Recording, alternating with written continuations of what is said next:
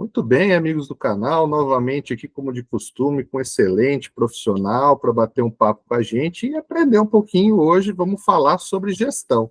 E hoje convidei Júlio Freitas para bater um papo com a gente. É com você, Júlio. Poxa, André, muito obrigado pelo convite, falar tanto com você, assim como para um público tão importante, né, que é o que você tem, que o canal vem reunindo ao longo de todos esses anos e entrevistas, né, com as pessoas. Acho que a função e o objetivo é dividir conhecimento, contar as nossas experiências, de modo que todo mundo cresça, né? Eu acho que esse é o grande momento do conhecimento, né? Você divide e quem ouve fica com mais, né? Além da gente mesmo, né? Na interlocução, todo mundo cresce e aprende mais do que aquilo que a gente vai buscar sozinho, né? Na nossa formação individual. Muito bem, André. Olha, eu estive pensando aqui de que maneira que eu poderia, né, dividir com você e com o público do canal um pouco da minha trajetória. Então, para contextualizar, né, para o pessoal entender um pouquinho das minhas falas, que às vezes elas são meio esquisitas, né? Eu nasci profissionalmente no design, numa época que design chamava desenho industrial, então, que era uma aproximação da engenharia com a arte, né? Estudei em São Paulo, moro em São Paulo, né? Minha empresa é também em São Paulo, numa cidadezinha um pouquinho distante da capital, que é Jundiaí. Mas eu estudei numa instituição chamada FAAP, Fundação Armando Alves Penteado, hoje é um centro universitário. E aí eu criei dois caminhos, né?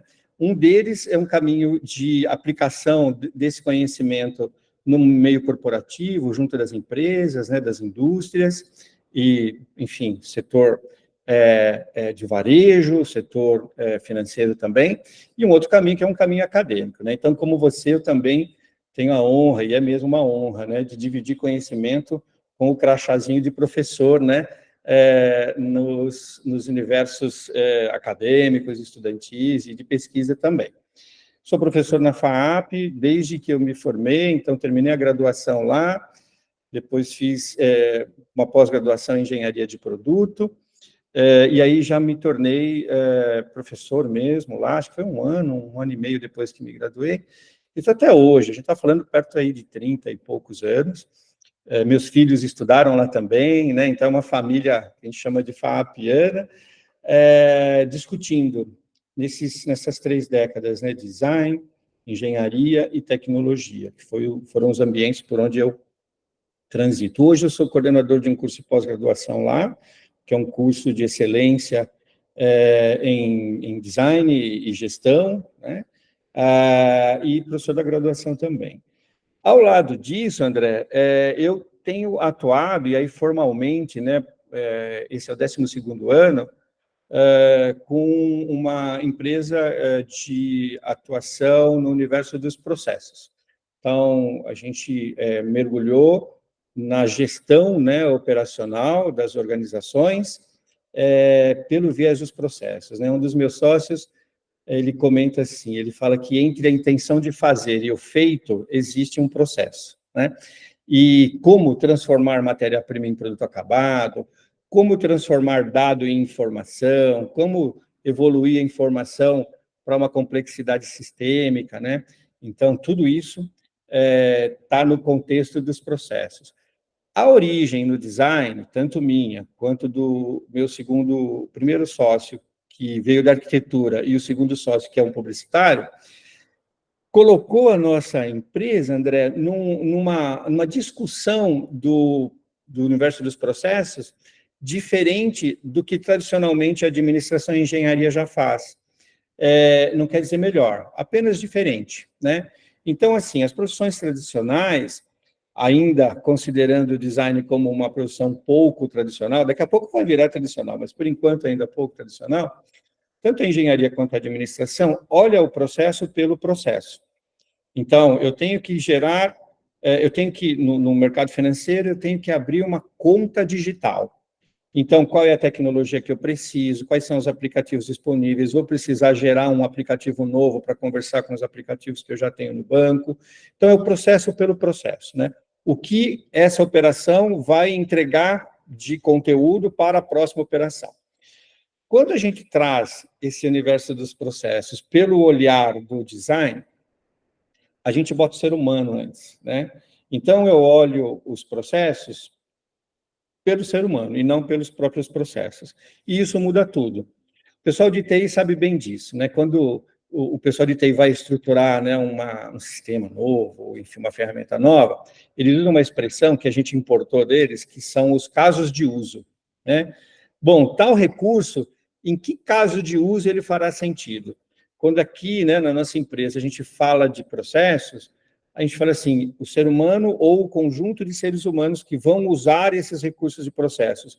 Em que situações humanas eles precisarão usar cada um desses recursos? Isso, de fato, muda tudo. É uma metodologia orientada, né, totalmente por processos a partir das demandas humanas. Então, essa é um pouco minha formação e o lugar onde eu milito, né? Então, da graduação em design, eu fui para a pós-graduação em engenharia de produto, e aí fui aprender coisas fantásticas, né, como produto acabado, subconjunto, componentes. Aprendi que a parte mais importante de um produto é o componente, porque se o componente não for bem processado, o produto acabado não vai acontecer, né? Ou se vai acontecer, acontece com deficiências. Encontrei também na engenharia de produto mercados ou áreas do conhecimento fantásticas, André. Qualidade, produção, logística, e aquela coisa assim extremamente desafiadora, que é você fazer essas coisas todas conversarem em harmonia, né? Que normalmente o cara da produção quer entregar, o cara da qualidade quer entregar tendo a qualidade como ponto de partida, não ponto de chegada, né?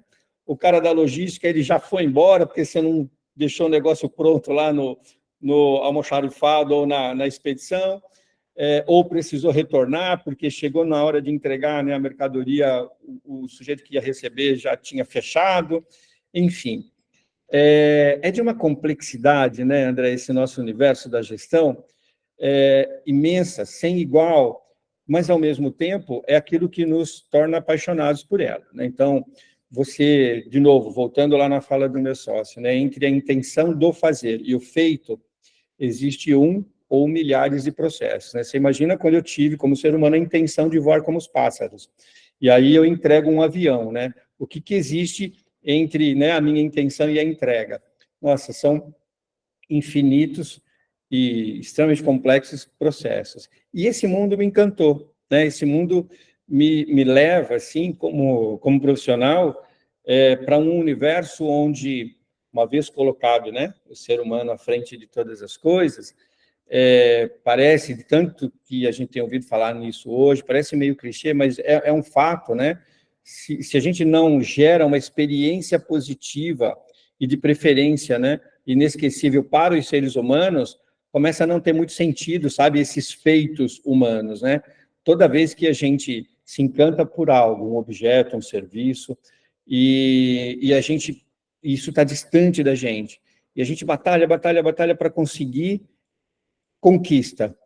Se aquela experiência com o objeto conquistado não for marcante, inesquecível, cara, uma semana depois você já nem está olhando mais, né? Você ela não te renova como ser humano, não te redimensiona como ser humano, e aí você naturalmente deixa de lado.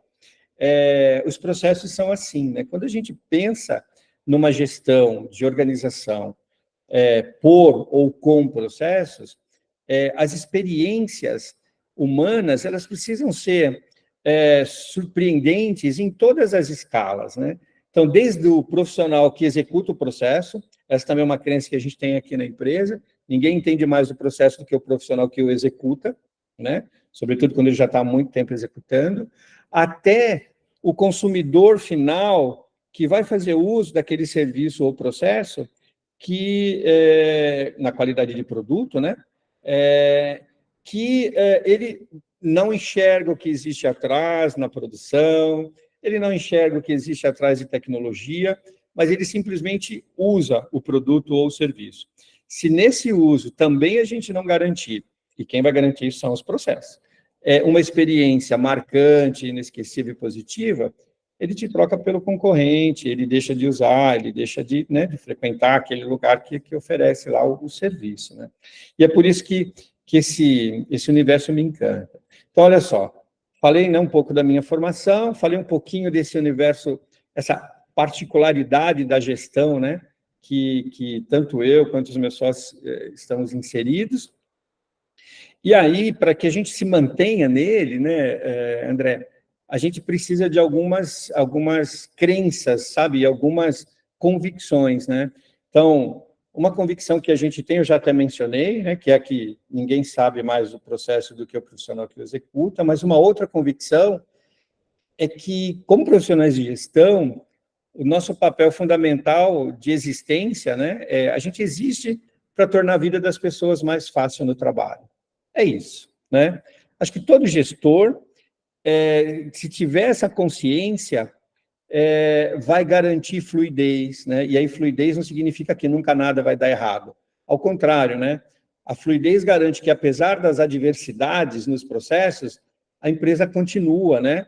As operações fluem. A imagem que eu gosto muito para isso é de um rio sem intervenção humana. Ele é cheio de curvas, ele é cheio de quedas, mas a água nunca para de fluir, né? Então, essas duas convicções, e essa segunda, né, que é a de que a gente existe como gestores para tornar a vida das pessoas mais fácil no trabalho, somada à convicção inicial de que ninguém conhece mais o processo do que o profissional que o executa, nossa, isso dá um ganho, André, assim, fenomenal, sabe, para toda intervenção que a gente faz, né? Toda essa coisa de quero transformar, uma das minhas primeiras experiências, né, foi como bem jovenzinho. Meu primeiro emprego foi como desenhista técnico, mecânico, de uma indústria de instrumentos musicais, aqui em São Paulo. Então, eu desenhava trompete, trombone, saxofone, e o que me encantava, André, era olhar de um lado, na almoxarifado de matéria-prima, e ver chapas de latão, tubos de latão, vergalhões, latão, alpaca, tudo metal não ferroso, né? Porque como tem saliva no instrumento musical, não pode oxidar. De um lado, matéria-prima, e do outro lado, saxofones, trompetes, né? Trombones. Aquilo primeiro era mágico, né? E como desenhista, eu fui entendendo como converter uma chapa em uma campana, é o nome técnico, mas uma boca de um instrumento de sopro, né? Então, tá lá a chapa desenvolvida, corta, depois dobra, solda a prata, sabe o step by step, né? O passo a passo. E é isso que é o encantador, né? Aí, coexistiam, sabe, processos mecânicos e processos manuais, e alguns até mais que manuais, processos artesanais. Olha que legal, André. Sabe o prato de bateria, né?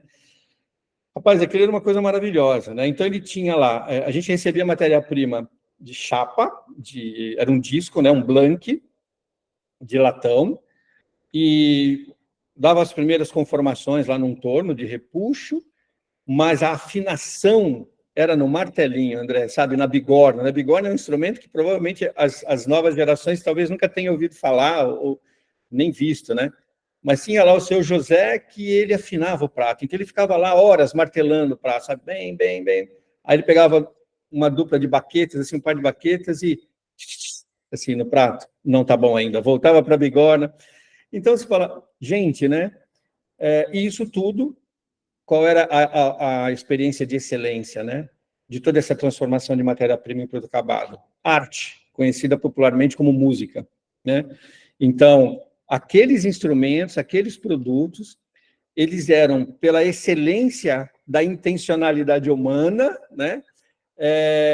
Pelos processos conhecidos e praticados, eles se tornavam meios para que os artistas produzissem música.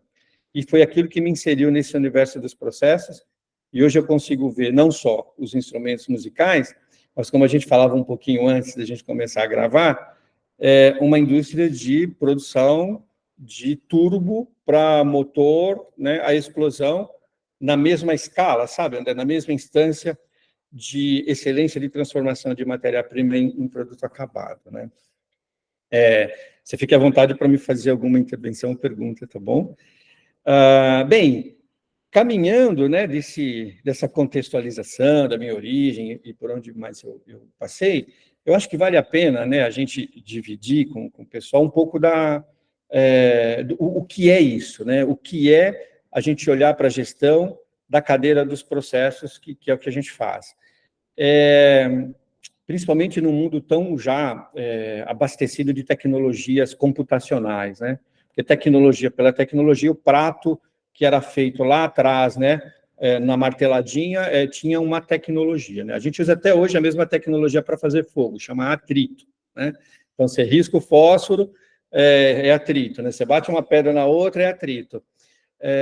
Ou você gera fogo por combustão a partir de uma faísca que é produto, por exemplo, de um atrito. Então, a tecnologia não é necessariamente computador, mas computadores são uma forma de tecnologia, né? Tecnologias computacionais.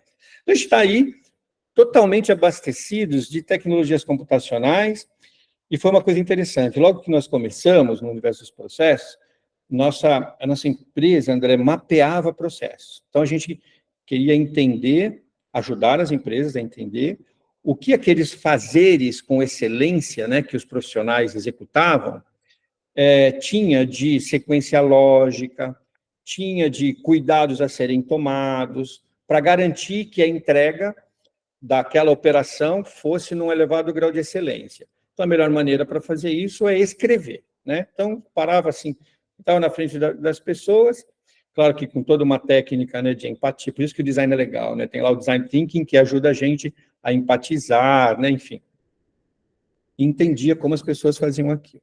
Aí a gente anotava aquilo tudo e transcrevia para uma linguagem universal dos processos, no caso dos processos de negócio, que são os BPMNs, e no caso dos processos de produção, que são os fluxogramas, né, com aqueles sinaizinhos universais lá, né, círculo para operação, seta para transporte, enfim.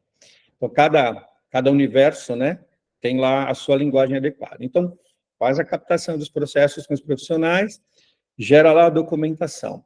Daí você volta para validar com o profissional. Isso é muito interessante. Aí você fez exatamente o que o profissional te disse. Aí o profissional olha e fala, não, está faltando coisas, né? E por que está faltando coisas? Porque aquela profissional ou aquele profissional faz aquilo há tanto tempo que muitas das ações ele nem verbaliza mais, né? É aquele negócio, né? Você está dirigindo, quando você dirige há muito tempo, você não olha para o freio para frear, né? Você simplesmente freia quando sente que tem que frear. E aí, na validação, os caras fazem lá um monte de correções e aí a gente vai, redesenha. Aí valida com o profissional. Bom, é isso aqui? Ah, é isso aqui. Aí você vai validar, André, com o gestor da área. Daí o gestor da área vira e fala, não, isso não é feito desse jeito. E aí começa a aparecer, olha que interessante, a magia da complexidade da gestão. Na cabeça do gestor, a coisa é feita de um jeito, mas na cabeça do executor é de outro jeito, né? E como a entrega é satisfatória, o gestor não questiona. Mas quando você leva para o gestor como de fato é feito, ele fala, não, mas não era para fazer assim esse negócio, né? E aí o nosso papel, de novo, eu vou evocar aqui o design, as ferramentas de design nos ajudam a dissolver, neste momento, um potencial conflito, e a gente transforma em aprendizagem. Bom, se na cabeça do gestor deveria ser feito assim, na cabeça do executor, né, é feito de outro jeito, por que isso está acontecendo dessa forma? Será que o gestor conhece tecnologias ou técnicas que fariam com que a vida desse cara aqui na operação fosse melhor, né? Ou será que esse cara da operação, quando começou a executar o que o gestor pediu para fazer, por experiência anterior, ou por feeling mesmo, descobriu uma forma mais simples, eficiente, com uma mesma qualidade de entrega, ou às vezes até superior, por isso que ele faz do jeito dele e não do jeito do gestor? Então, quando chega nesse ponto, André, a gente tem uma grande oportunidade de diferenciar jeito de fazer de um jeito. O que é o jeito de fazer? É o profissional com a sua experiência, com o seu feeling, com a sua boa vontade, fazendo do seu jeito. E o benefício disso é que você traz todo o repertório lá anterior do cara. Mas o malefício disso é que se cada um fizer do seu jeito, nunca você vai ter uma padronização, né? Enquanto você fala em produção de escala, você precisa de padronização. Até para garantir parâmetros de qualidade, né? Mensuráveis. A gente percebe isso, aí a gente olha para o gestor novamente e diz, viu, o que está sendo feito desse lado aqui é dessa forma. O nível de qualidade de entregável no tempo e no produtividade, né? Tempo, recurso e entrega é esse aqui. Isso aqui é igual pior ou melhor ao que você idealizou aqui? E numa conversa muito tranquila, sabe? Com parâmetros técnicos, respeito profissional. E foram muitos, na nossa experiência, André, os gestores, claro, nossa, esse cara aí, putz, ele sacou algo que eu nunca tinha pensado. E aí o que a gente faz? A gente pega aquele jeito de fazer e normatiza na companhia. Aí vira fazer de um jeito. Aí todas as pessoas das outras unidades e tudo mais, né, que forem fazer, vão fazer daquele jeito. Até que surja um jeito melhor, ou amparado por uma nova tecnologia, ou às vezes até por uma inteligência humana que faça uma intervenção positiva, né? Então, esse foi o nosso início. Chegou um momento, falei, caramba, tem um povo falando muito em 3 letrinhas que eu queria saber o que é. Que letrinhas eram? RPA. Falei, cara, o que é esse negócio de RPA, né? Aí foi óbvio, né? Como acadêmico que somos, né, André? A gente sempre vai atrás de aprender mais. E aí eu aprendi que os RPAs são os robozinhos que ajudam a executar processos, né? Principalmente processos de negócios. O que esses caras fazem? Eles fazem na tela, com cursor de mouse, exatamente o que um ser humano faria. E aí, eu vou até aproveitar já para entrar no terceiro bloco da nossa fala, porque acho que faz sentido.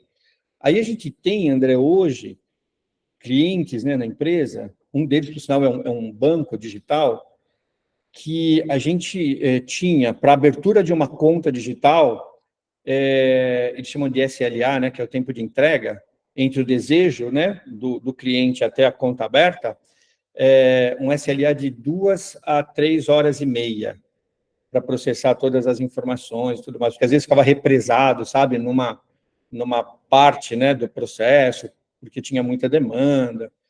Quando a gente inseriu lá a automação por RPA, a gente abre hoje a mesma conta em 40 minutos.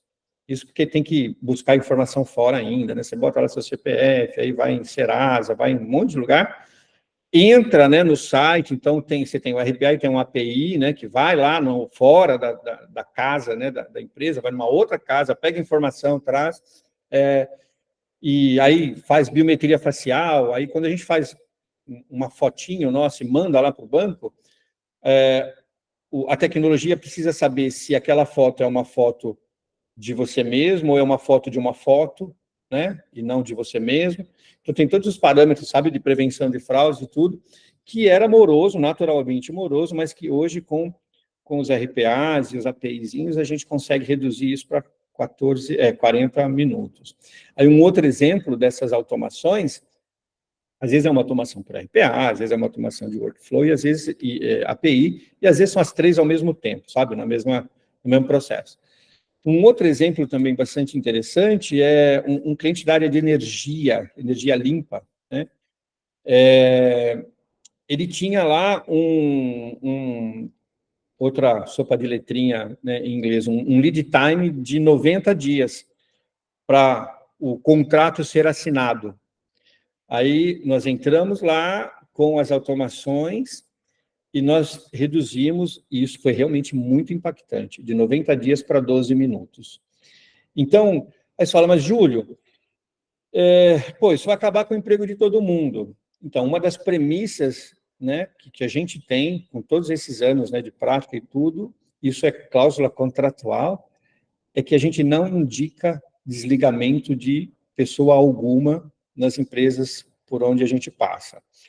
Ao contrário, né, você tem na inteligência humana uma potência muito, mas muito maior de transformar o mundo para melhor do que na inteligência artificial, que é a potência de executar aquilo que foi pedido para ela executar, e ela só vai fazer aquilo enquanto existir automação, né? Esse é o lugar que a gente está hoje na gestão, né? Então, a gente olha para a gestão da cadeira dos processos, né? Aí vale um outro trocadilho que eu adoro usar em sala de aula e às vezes até em reunião. Eu falo que todo ponto de vista é a vista de um ponto, né?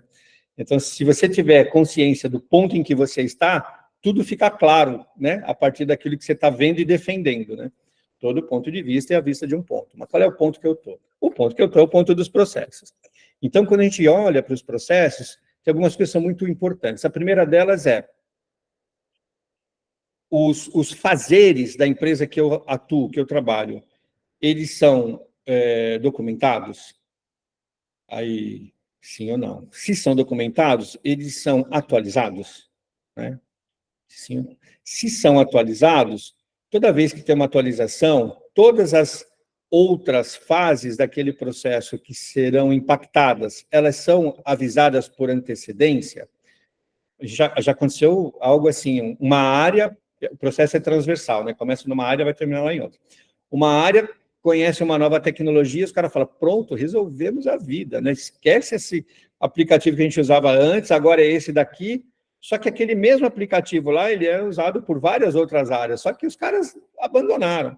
Então, resolveu a área inicial, mas melecou todas as outras áreas na frente. Então, quando você tem processos documentados, atualizados, e tem gestão, né, desses processos, esses perreios, né, esses problemas, eles não vão ocorrer porque você tem um cuidado, sabe, com o trato, né, dos processos, que vai impactar todas as suas dimensões, né, desde tirar da mente e do coração do profissional que o executa para botar no papel, né, com muitas aspas, né, mas colocar numa forma adequada de documentação, até a promover uma gestão adequada daqueles processos, porque quando esse profissional sai em férias, ou quando ele muda de área, ou quando ele aposenta, ou quando ele é desligado, se isso tudo não tiver adequadamente, né, configurado e vivo na empresa, aquele conhecimento todo vai embora com ele, né? Então, essa é a primeira coisa. Como é que estão a documentação, como é que está a documentação dos nossos processos, a atualização, e como é que está a gestão desses processos da companhia? Dado 1. Dado 2, qual é a maturidade tecnológica da minha empresa para se discutir automações? Porque, cara, automação é uma coisa também encantadora, né? De repente, uma dá certo, você quer automatizar tudo, até o bom dia você quer automatizar, né? Mas não, né? Então, tem, no mínimo, 3 critérios para você automatizar um processo. O primeiro deles é volume. O segundo critério é a precisão, se eu posso ou não errar, né? Qual é a tolerância a erro naquele processo, né? E o terceiro é uma coisa curiosa, é periodicidade. Porque, às vezes, eu tenho um altíssimo volume, mas só vai me acontecer uma vez por mês, né? Então, não é adequado para automatizar. Ou, às vezes, eu tenho um volume baixo, mas ele acontece a cada 15 minutos, né? A periodicidade é imensa, né? O processo ele tem um volume baixo, mas a periodicidade é imensa. O processo tem 3 operações, só que ele acontece a cada 15 minutos. Ou o processo tem 300 operações, mas ele acontece uma vez por mês, né? E a necessidade de precisão mesmo, sabe? Aquela coisa do você entrar numa planilha de Excel, copia um conteúdo de uma célula e cola numa outra planilha de Excel aquele conteúdo, se aquele conteúdo for resultado de exame, por exemplo, você não pode pegar da célula, por engano, da célula de baixo. Você pegou só o resultado do outro paciente. Então, a automação, a gente chama de assessment de elegibilidade. Ela precisa ser criteriosamente aplicada, né? Então, a gente faz lá o mapeamento dos processos, um gap analysis para identificar onde o processo tem lá não conformidades, pode ser melhorado. A gente faz um assessment de elegibilidade, que é quais processos são elegíveis à automação. Aí você vai ver que tipo de automação é mais adequado. Às vezes, você faz uma automação com o próprio Power Automate dentro do 365, que a empresa já tem. Você não precisa pagar o desenvolvimento externo, né? Às vezes, não. Às vezes, você precisa entrar. A gente tem, por exemplo, um cliente que, ele, de forma sazonal, é o varejo, né? Ele, no final de ano, contrata muita gente, no começo do ano, porque são contratos temporários, ele desliga muita gente. Então, a gente tem uma automação para gerar kits demissionais. O robô entra no site da Caixa Econômica Federal para pegar a chavinha lá de fundo de garantia. Então, não pode dar errado, né? Tem que ser mesmo bem criterioso e tudo. Então, essas condições são as condições para automatizar. E aí, para finalizar, entra uma camada agora, que ainda é nova, daqui a pouco não vai ser mais, que é a inteligência artificial na gestão de ou por processos, né? Então, quais são os ganhos, né, possíveis para isso, né? De que maneira a gente consegue garantir que, além do dado colhido, além do dado processado, aquele dado pode gerar outros dados valiosos e valorosos para a gestão. Então, toda a camada de KPIs, né, toda a camada de indicadores na realização dos processos, hoje a gente já consegue trabalhar a inteligência artificial para gerar, a gente chama de matriz de decisões estratégicas. Então, se eu tenho lá, por exemplo, uma decisão ou uma consulta do meu CEO para eu tornar as próximas contratações, todas elas 100% remota, de trabalho remoto, quando eu entro com essa matriz, né, de análise de cenários por inteligência artificial, ela vai me falar se eu contratar o profissional na função X, qual é o impacto jurídico, qual é o impacto de custo, qual é o impacto de investimento, né? E ela vai me dar lá na frente, ela vai me apontar com um aceno favorável ou desfavorável à contratação remota daquela função, sabe? Para aquele tipo de profissional. Claro que quem decide contratar ou não é o gestor, mas a ferramenta deu lá o seu indicador. Ó, se você contratar aqui, vai dar ruim, mas o gestor decide contratar, ele assume o risco, né? Então, olha só que interessante, mapeamentos, automações, inteligência artificial. Esse é o universo da gestão hoje, quando você olha da cadeirinha, né, do ponto de vista dos processos, colocando o ser humano à frente de todas as coisas, né? Não sei se eu contribuí de alguma forma, né? Porque eu falando o dia inteiro. Diga lá, André. Sensacional, fantástico aí. Por isso que eu te disse no começo, que às vezes eu evito de ficar cortando, porque é tanto conhecimento que a gente vai absorvendo aqui do outro lado, e assim, quando eu faço acenos de cabeça ou sorriso aqui para tu ver, é que realmente é tudo que a gente tem como filosofia de trabalho e que a coisa, a gente sabe que vai encaixando realmente, né? Essa relação do processo, de como fazer com que a operação compre a ideia, de que realize. Vamos automatizar? Ah, não, é bonito automatizar. Vamos automatizar tudo. Falei, não, calma, devagar com a dor. Vamos realmente ver o que tem abrangência, o que tem importância, o que vai trazer resultado realmente para a gente, né? Senão a gente vai gerar um monte de custo, vai desenvolver um monte de ferramenta, e depois vai dar aquele tiro no pé que a gente vai ficar, puxa, investimos tanto e não está dando resultado, né? Não é bem por aí. E essa evolução, eu sou suspeito a falar, porque tanto qualidade, produção, processo são as minhas adorações, assim, né? E é algo que realmente, quando a gente vive a operação no dia a dia ali, a gente sabe que sem ter um processo bem estruturado, bem entendido pela operação, né? Que realmente ela entenda o porquê que ela está fazendo, e esse estigma, né, de que tá chegando meu chefe, meu gestor, né? Não, o gestor está ali para facilitar, né? Isso. Quando a operação, o chão de fábrica ali, o Gemba, fala, puxa, tá chegando o cara que vai resolver meus problemas, né? Da hora que ele entende isso, nossa, a coisa começa a voar. Ele não vai esconder mais, né, Júlio? Porque muitas vezes os operadores escondem as coisas, os jeitinhos, né, para operar melhor.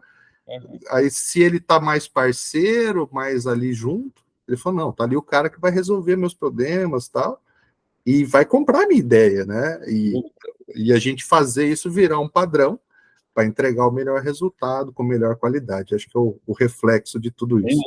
A virada de consciência é essa, né? Qualidade é o ponto de partida, não o ponto de chegada, né? Isso. Quando a gente consegue gerar isso como cultura, né, André? O cara que está lá na célula de produção, quando vê o gestor chegando, é uma aproximação espontânea, amigável, né? Porque a qualidade é o ponto de partida, né? Quando a qualidade é o ponto de chegada, nossa, aí dá um problema imenso, né? Ó, a gente já pegou situações onde a indústria, principalmente automobilística, esses caras têm todas as certificações que você pode imaginar do mundo de qualidade, né? Todas as ISOs, enfim, todas as certificações. Mas tem lote que é rejeitado no cliente. Aí devolve tudo, né? Quando devolve tudo, você fala, pera, onde as minhas certificações falharam, né? A certificação não falhou, o que falhou foi essa interação humana na consciência e na cultura de que o gestor existe para facilitar a vida do operador, do profissional operador, né? O respeito começa aí no trabalho, né? E aí a coisa, é óbvio que é fácil falar, óbvio que é difícil fazer, mas esse é o nosso papel, né, André, como gestores, né? É insistir nisso o tempo inteiro. Realmente. Mais uma vez, agradecer pelo tempo e disponibilidade, Julião. Como a gente falou anteriormente, a primeira entrevista, o primeiro bate-papo aí que a gente está fazendo, um laço de amizade que está sendo criado hoje, que a gente vai perpetuar isso aí, aprender muito um com o outro aí, né? Se Deus quiser. Espero a gente bater mais papo aí e gravar novos bate-papos aí e aprender mais contigo e estreitar mais esse laço aí, se Deus quiser. Eu agradeço muito, me coloco totalmente à disposição. Como eu te disse, né, eu fiz a lição de casa, fui no canal, né, depois do seu convite, aprendi com um monte de gente boa lá também, né, e eu acho que o canal, ele tem um papel importante, né, que é levar para as pessoas, pelo menos, um instante de reflexão, né, sobre o que elas estão fazendo ou o que elas pretendem começar a fazer. Paz, isso é um legado imenso, viu? Fica aqui os meus parabéns pela iniciativa e pode contar comigo sim, né? Sempre que você achar que é um momento, bora lá. Da mesma forma, que bom que, para manter a neutralidade, né? Que bom que a natureza nos uniu, né? Nos fez, gerou esse encontro e eu tenho certeza que a gente vai poder dividir, né, essas nossas experiências com todo mundo com quem a gente encontrar, empresas que a gente trabalhar. Então, de novo, fica bem à vontade. Você fala, Júlio, eu queria falar sobre tal assunto. Se eu tiver experiência, domínio, conhecimento, conta comigo, tá bom? Excelente. Obrigado mais uma vez, Julião. Até Imagina. mais. Até mais, um abraço. Tchau, tchau. Tchau.